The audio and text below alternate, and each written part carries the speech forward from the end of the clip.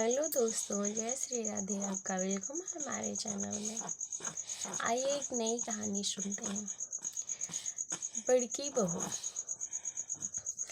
बड़की बहू हक मांगने तो आई है, जिम्मेदारी की समय कहाँ थी। अरे मुन्ना देख तो, रसोई में से आज तो बहुत ही अच्छी खुशबू आ रही है। कहीं बड़की बहू हलवा तो नहीं बना रही। मैं नहीं जाऊंगा अम्मा। कल ही ताई जी ने बहुत डांट लगाई थी जब मैं ताऊ जी के कहने पर चाय का जूठा बर्तन रखने किचन गया था। उन्हें बिल्कुल भी पसंद नहीं कि कोई उनकी रसोई में आए। अरे तू डरता क्यों है? जाकर कह देना कि थोड़ा सा हलवा अम्मा को भी दे दो, बहुत इच्छा हो रही है हलवा खाने की। अरे वैसे भी मैं सास हूँ तेरी ताई जी की, कुछ भी कहो अम्मा, मैं तो नहीं जाऊँगा। आपको हलवा खाने की इच्छा हो रही है तो दोपहर को माँ जब घर पर आएगी तब आपके लिए हलवा बना दूँगा। अरे इच्छा तो अभी हो रही है, तू दोपहर को बनवाएगा। अपनी दादी की बिल्कुल बात नहीं मानता। इतना कहकर अम्मा उदास होकर दूसरी तरफ मुँह कर लेट गईं। अम्मा को उदास देखकर 10 वर्षीय वीर का भी मन नहीं लगा। आखिर हिम्मत करके अपनी ताई जी की रसोई की तरफ चल दिया। उसे दरवाजे पर खड़ा देखकर उसकी ताई जी ने उसे घूर कर देखा। क्यों आया है यहाँ पर? क्या चाहिए तुझे? ताई जी वो अपनी ताई जी को यूं घूरता देखकर एक बार वो वीर जुबान भी हलक अटक गई। पर अम्मा का उदास चेहरा ध्यान आते फिर हिम्मत जुटा करके बोला, ताई जी वो अम्मा को हलवा खाने की बहुत इच्छा हो रही थी। अगर आपके ने बनाया है तो थोड़ा सा दे दो, वो थोड़े से हलवे में ही खुश हो जाएंगी। कोई हलवा नहीं बना यहाँ पर। तुझे शर्म नहीं आती? कल इतना डांटा था फिर भी चला आया मुँह उठाकर। और वो तेरी अम्मा, उनके हाथ पैर कब्र में चले और हलवा खाने की इच्छा हो रही है। जाकर कह दे कुछ नहीं है मेरे पास, इतनी इच्छा हो रही है तो अपनी छोटी बहू से बनवा कर खाओ। चल भाग यहाँ से। वीर चुपचाप अपना सा मुँह लेकर के आ गया। पर बड़ी बहू इतनी जोर से चिल्लाई थी कि अम्मा के कानों में उसके चिल्लाने की आवाज़ साफ सुनाई दी गई थी। अम्मा की आंखों में आंसू आ गए। अम्मा की आंखों में आंसू देखकर वीर बोला, अम्मा तू रोती क्यों है? कहा ना दोपहर को जब माँ घर वापस आएगी तो मैं तेरे लिए हलवा बनवा दूंगा, तू फिक्र ना कर। अम्मा बोला कुछ बोल ना पाई, बस वीर के सिर पर हाथ रखकर उसे ढेरों आशीर्वाद देने लगी। पर रह कर उन्हें अपनी बीती यादें आने लगे। यह वही अम्मा है जो कभी वीर और उसकी माँ से बहुत नफरत किया करती थी। अम्मा के 2 बेटे थे, अमित और अजित। पैसे टके के मामले में भी कोई कमी नहीं थी।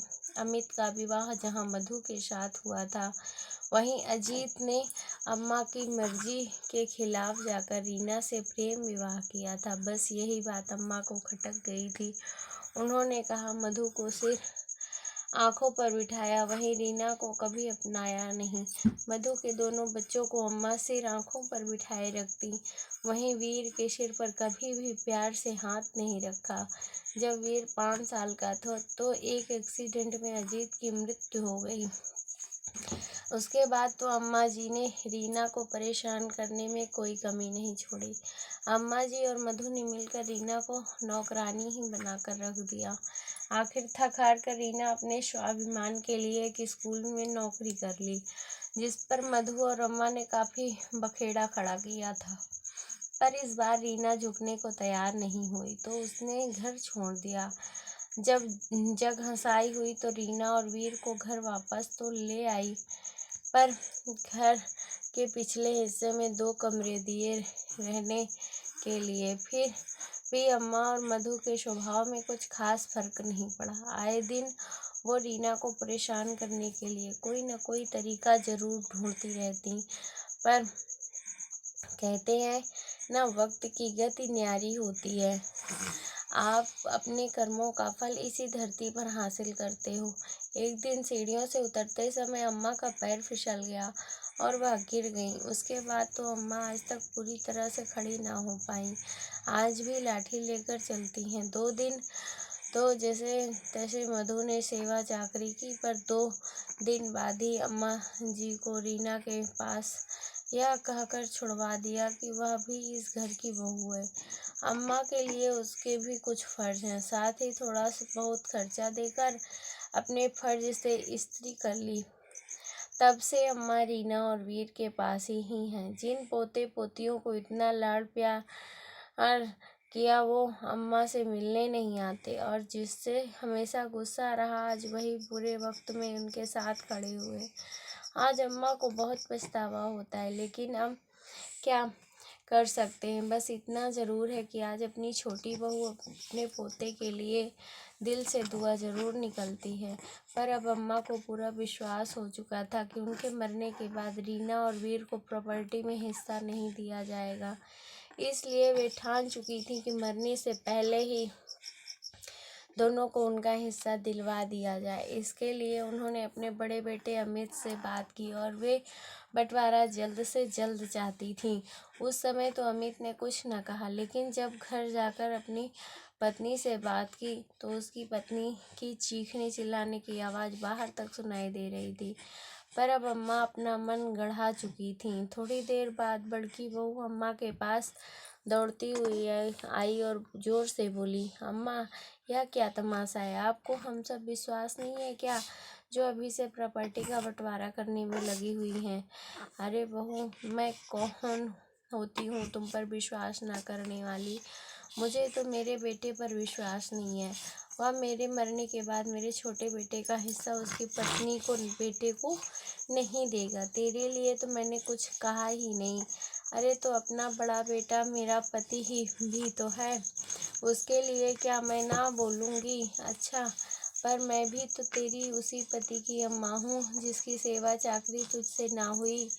तुझे ही तो मुझे छोटी बहू के पास भेजा था, यह कहकर कि वह भी तो बहू है, उसे भी अपनी सास की सेवा करना चाहिए। तो भैया ऐसा है कि जब जिम्मेदारी दोनों की, तो फल भी दोनों का होना चाहिए। इसलिए 2 दिन के अंदर अंदर यह बंटवारा होएगा।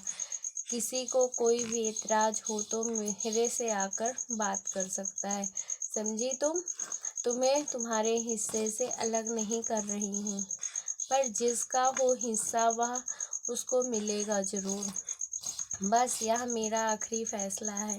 प्रॉपर्टी मेरी है तो फैसला भी मैं ही करूँगी। समझ गई या और समझाऊँ?